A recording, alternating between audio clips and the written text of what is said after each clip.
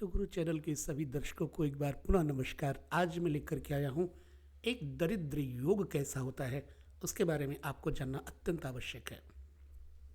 मेरे प्यारे भाई और बहनों, जिन्हों को एस्ट्रोगुरु एस्ट्रोलॉजी से प्रेम है वो पूरा वीडियो जरूर देखिएगा।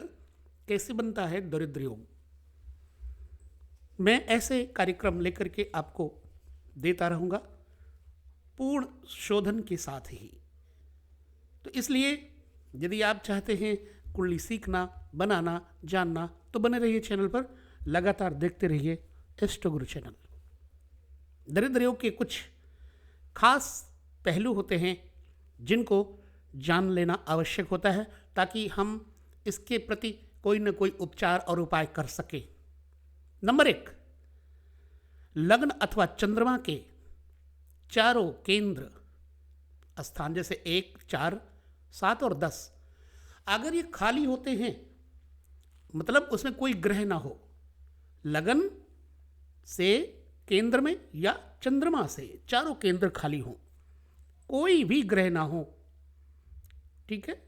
यदि पाप ग्रह हो केंद्र में तो दरिद्र योग बन जाता है। अब दरिद्र योग का मतलब क्या होता है? ऐसी अवस्था में चाहे अरबपति के घर में जन्म हुआ हो, वो आदमी चाहे अरबपति हुआ हो, तो भी जीवन में दरिद्र जीवन बिताने को मजबूर होना ही पड़ता है। मेरे जीवन में ऐसे कई एक घटनाएं हैं। मैंने देखा कि वो राजा के घर में रहे और महल उनके गिर गए, आज भी उनके पास रहने को जगह नहीं है।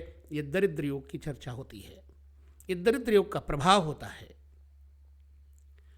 आजीविका के लिए ऐसे आदमी को दर दर भटकना पड़ता है। आज उनके बच्चे वो तो नहीं रह गए जिनको दरिद्र योग था, लेकिन बच्चों के ऊपर वही दरिद्र योग का प्रभाव पड़ रहा है।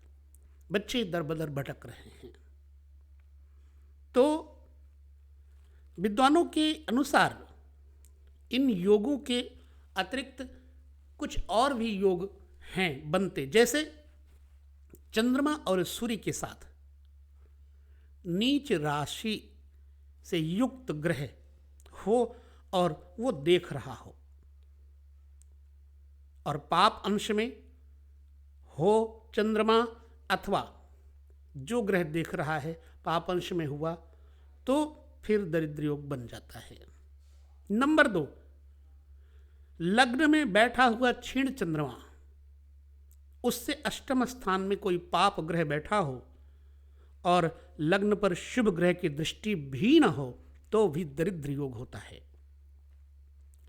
राहु के साथ चंद्रमा बैठा हो और पाप ग्रह से दृष्ट हो तो जातक निश्चित ही दरिद्र जीवन बिताता है।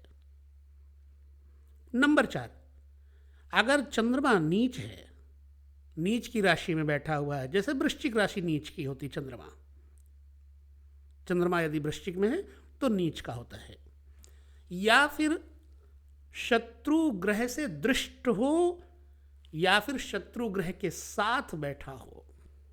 चंद्रमा के शत्रु ग्रह कौन से हैं?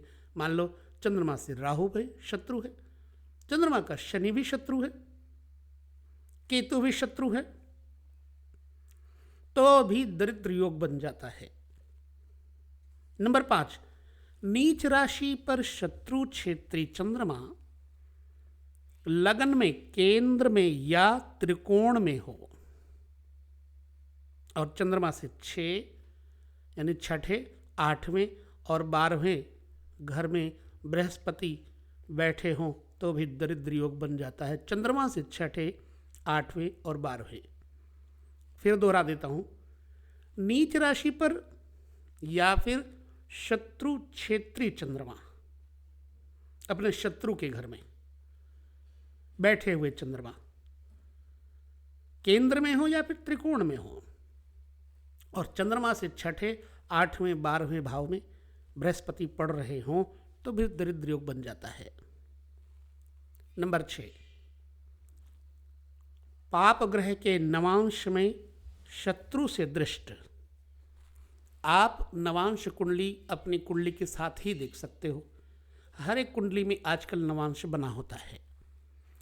नवांश कुंडली वास्तव में, यदि कुंडली बाहर का मकान है तो नवांश कुंडली अंदर का मसाला है। तो आपकी नवांश कुंडली में पाप ग्रह के नवांश में शत्रु से दिखे जाने पर वह ग्रह चर राशिस्थ या चर अंश में हो और उसे गुरु यानी बृहस्पति न देखता हो तो भी दरिद्र योग हो जाता है और ऐसा आदमी पूर्ण दरिद्र जीवन बिताता है।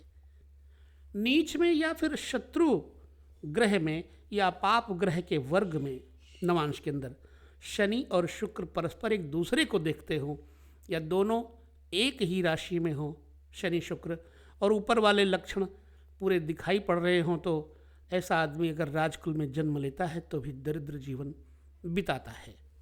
तो ये रहा दरिद्र योग का जो आपके सामने प्रस्तुत ये विषय। अगर आपको जन्म कुंडली में ये दरिद्र योग दिखाई पड़ता है, माने आप चारों तरफ से मेहनत कर रहे हैं, मशक्कत कर रहे हैं, लेकिन आपके पास कुछ टिकता नहीं है, तो कुंडली देखिए कहीं आपकी कुंडली में ऐसा दरिद्र योग तो नहीं है। यदि है तो इस दरिद्र योग का कोई ना कोई उपचार अवश्य करिए।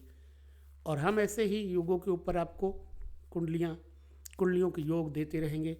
अगर आप सीखना चाहते हैं, जानना चाहते हैं, जन्म राशि जन्म कुंडली बनाना चाहते हैं, तो वैसे ज्वाइन बटन पर आप ज्वाइन करके भी हमसे महीने के अंदर 2-3 ऐसे क्लासेस मैं दूंगा जिसमें कि आपको बताऊंगा, सीख भी सकते हैं। यदि आप चाहते हैं ज्वाइन करना तो ज्वाइन कर सकते हैं, नहीं तो आपको ऐसे वीडियो मिलती रहेंगी।